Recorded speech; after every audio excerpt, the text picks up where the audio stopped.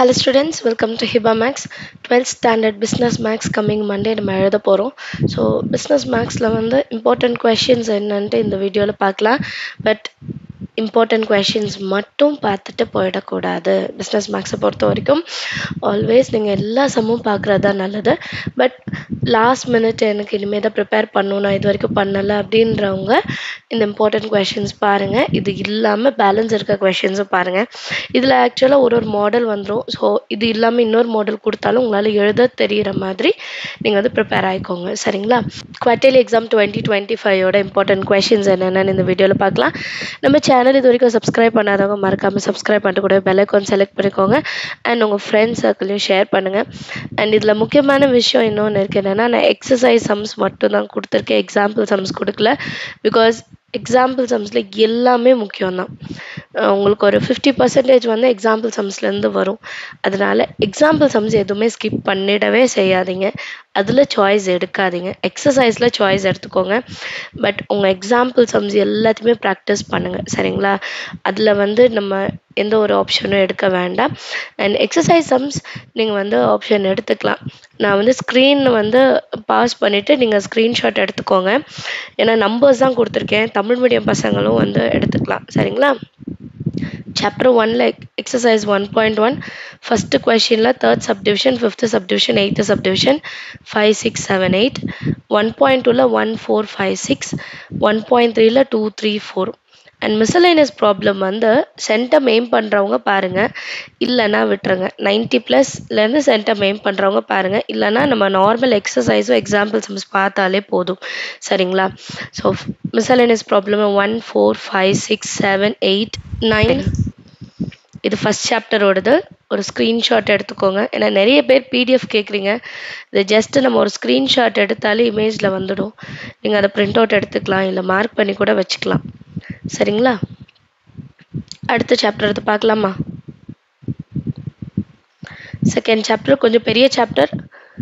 2.1 1 3 5 6 7, 2.2 4 5 6 7 8, 2.3 1 2 3 4 8, 2.4 1 3 5, 2.5 1 2 3 5 6, 2.6 கொஞ்சம் சம்ஸ் இருக்குது. 2.7 நோட் பண்ணிக்கோங்க. ஒரு ஸ்க்ரீன்ஷாட் எடுத்துருங்க, டக்குன்னு ஒரு ஸ்க்ரீன்ஷாட் எடுத்துடலாம். நெக்ஸ்ட்டு செட் 2.5லேருந்து 2.10. இதில் இருக்க எல்லா கொஷினையும் மிஸ் பண்ணாமல் பார்த்துடுங்க, ஸ்கிப் பண்ணிடாதீங்க. சரிங்களா? ஏன்னா எல்லாமே ரெடியூஸ் பண்ணி தான் கொடுத்துருக்கேன். அதையும் நம்ம வந்து ஸ்கிப் பண்ணோன்னா கஷ்டம். And exercise 2.11 4 same miscellaneous problem 90+ centum aim பண்ணால் மட்டும் பாருங்கள், இல்லைனா வேண்டாம். அதுலேயும் கொஷின்ஸ் இருந்தால் பார்த்துக்கோங்க. அடுத்து தேர்ட் சாப்டர். ஸோ ஸ்க்ரீன் அப்படியே ஸ்க்ரீன்ஷாட் எடுத்துடுங்க. 1 2 3 4 5 6 7, 3.2ல் கொஞ்சம் சம்ஸ், 3.3ல் கொஞ்சம் sums, same miscellaneous problem. Business மேக்ஸை பொறுத்த வரைக்கும் நீங்கள் மேலே ஏதாவது சின்னதாக தப்பு பண்ணிவிட்டு, ஃபார்முலாவில் தப்பு பண்ணிவிட்டு ஆன்சர் அட்ஜஸ்ட் பண்ணி கொண்டு வந்தால் மொத்தமாக மார்க் கேன்சல் பண்ணிவிடுவாங்க. கரெக்ஷன் கஷ்டமாக தான் இருக்கும். ஸோ கரெக்டாக ஸ்டார்டிங்லேருந்து எண்டு வரைக்கும் உங்களுக்கு அந்த சம்ம தெரிஞ்சிருக்கணும். அந்த அளவுக்கு கிளியராக ப்ராக்டிஸ் பண்ணுங்கள். டைம் மேனேஜ்மெண்ட் ரொம்பவே முக்கியம். ஏன்னா கால்குலேஷன்ஸ் இருக்குது. ஸோ வீட்டிலே நிறைய வாட்டி ப்ராக்டிஸ் பண்ணி பார்த்துடுங்க. ஃபோர்த்து சாப்டரோடது ஸ்க்ரீன்ஷாட் எடுத்தாச்சா? Next fifth chapter. Fifth chapter சின்ன சாப்டர் தான், 2 எக்ஸசைஸ். முடிஞ்ச அளவுக்கு எல்லாத்தையுமே பார்க்கலாம். அப்படி பார்க்க முடியலன்றவங்க அட்லீஸ்ட் இந்த கொஷினையாவது பார்த்துடுங்க. அடுத்து சிக்ஸ்த் லெசனோட ஸ்க்ரீன்ஷாட் எடுத்துருங்க. இதெல்லாம் மார்க் பண்ணி எழுதி பாருங்கள். சரிங்களா?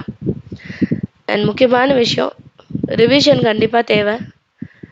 கால்குலேஷன் செஞ்சு பாருங்கள், செல்ஃப் டெஸ்ட் எழுதி பார்த்து கரெக்ஷன் பண்ணுங்கள்.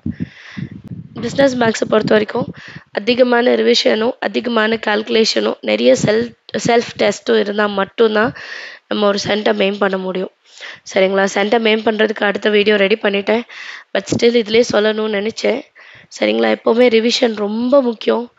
கால்குலேஷன்ஸ் இப்போவே செய்யணும், எக்ஸாமில் போய் செய்வேன்னு இருக்காதீங்க. நீங்களா டெஸ்ட் எழுதி பார்த்து கரெக்ஷன் பண்ணிடுங்க. கரெக்ஷன் பண்ணும்போது தான் எந்த மிஸ்டேக்குன்னு உங்களுக்கு தெரியும். ஸோ இதில் இருக்க கொஷின்ஸ்லாம் மிஸ் பண்ணாமல் பார்த்துடுவீங்கன்னு நம்புகிறேன். சரிங்களா? இந்த வீடியோ யூஸ்ஃபுல்லாக இருந்தால் மறக்காமல் லைக் பண்ணுங்கள், உங்கள் ஃப்ரெண்ட்ஸ் சர்க்கிளுக்கும் ஷேர் பண்ணுங்கள். நம்ம ஃப்ரெண்ட்ஸ் குரூப் ஸ்கூல் ஸ்டூடெண்ட்ஸில் நிறைய பேர் உங்கள் ஃப்ரெண்ட்ஸ் இருக்காங்கன்னா அவங்களுக்குமே ஷேர் பண்ணுங்கள். கண்டிப்பாக யூஸ்ஃபுல்லாக இருக்கும். தேங்க்யூ ஸோ மச் ஃபார் வாட்சிங்.